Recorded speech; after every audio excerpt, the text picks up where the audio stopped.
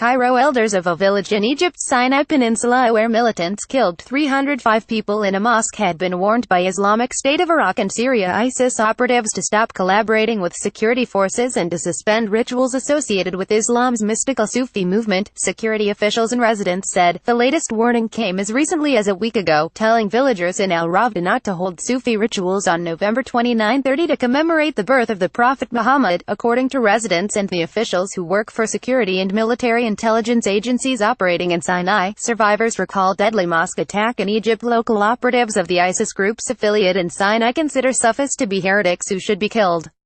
Ahmed Saqr, an expert on the Sinai insurgency, said militants had publicly identified the mosque, which also serves as a Sufi center, as a target months ago. He wrote on Saturday in a Facebook post that the selection of the AlRawdah mosque as a target raises questions about those who read, analyze and prepare in our security agencies and whether anything could have been done to prevent the untold horrors. Muhammad Ibrahim, a university student from the village, said militants had warned residents a few days before Friday's attack not to collaborate with security forces. The warning, he told the Associated Press by telephone Sunday from the nearby town of Bir el-Abd, followed the detention 3 weeks ago by villagers of 3 suspected militants who were handed over to security forces. The militants also distributed leaflets several times ordering villagers not to cooperate with security forces and to abandon Sufism, he said. Another AlRawdah resident, Mohammed Darwish, 30, said militants stormed the home of village tribal leader Sheikh Hussein El-Jurr twice this year. They threatened him not to hold Sufi gatherings, and last week they came on motorbikes and asked residents not to participate in Sufi rituals, Darwish said. Egypt's military and security forces have been waging a tough and costly campaign against militants in the towns, villages and desert mountains of northern Sinai. Across the country, thousands have been arrested in a crackdown on suspected Islamists and other dissenters and government critics. In the past year, militants have bombed churches in the capital of Cairo and other cities, killing dozens of Christians. The ISIS affiliate is also believed to be behind the 2016 downing of a Russian passenger jet that killed all 224 people on board, decimating Egypt's vital tourism sector. The bloodshed at the AlRawdah mosque was the first major militant attack on a Muslim congregation, and it eclipsed violence in the country dating back to an Islamic militant insurgency in the 1990s. The mosque is frequented by Sufis and is the local headquarters of the prominent Sufi sect, or tariqa, founded by the local Al-Jurr clan, a branch of the powerful Al-Sawarqa tribe. The deadliest attack by Muslim extremists in Egypt's modern history came less than a week before the Prophet Muhammad's birthday on Thursday.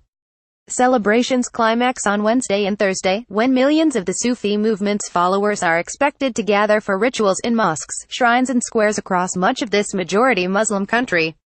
Militants from the ISIS affiliate have targeted Sufis before. Last year, they beheaded a leading Sufi religious figure, Sheikh Suleiman Abu Haraz, who was believed to be over 90 years old.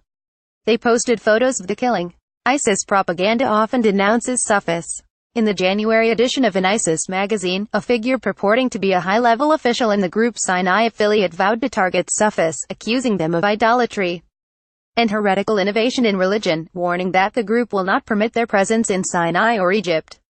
Perhaps as many as 15 million Egyptians belong to Sufi orders, which hold sessions with chanting, poetry readings and ritual dancing meant to draw the faithful closer to God. Sufis also revere the tombs of holy men. Islamic hardliners view such practices as improper, even heretical, and militants in the region often destroy Sufi shrines, saying they encourage idolatry because people pray to those buried there. The austere, one-story AlRawdah mosque sits on a main road. Its Friday prayers routinely attract villagers, travelers and workers from a nearby salt factory.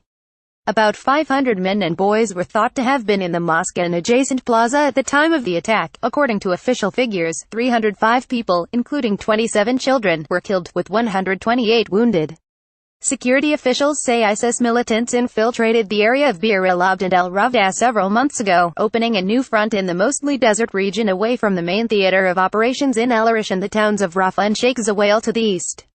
They have since waged deadly attacks on police and military forces, although the region has yet to attract the kind of heavy security seen elsewhere in the trouble spots of northern Sinai, according to the officials, who spoke on condition of anonymity because they were not authorized to talk to the media.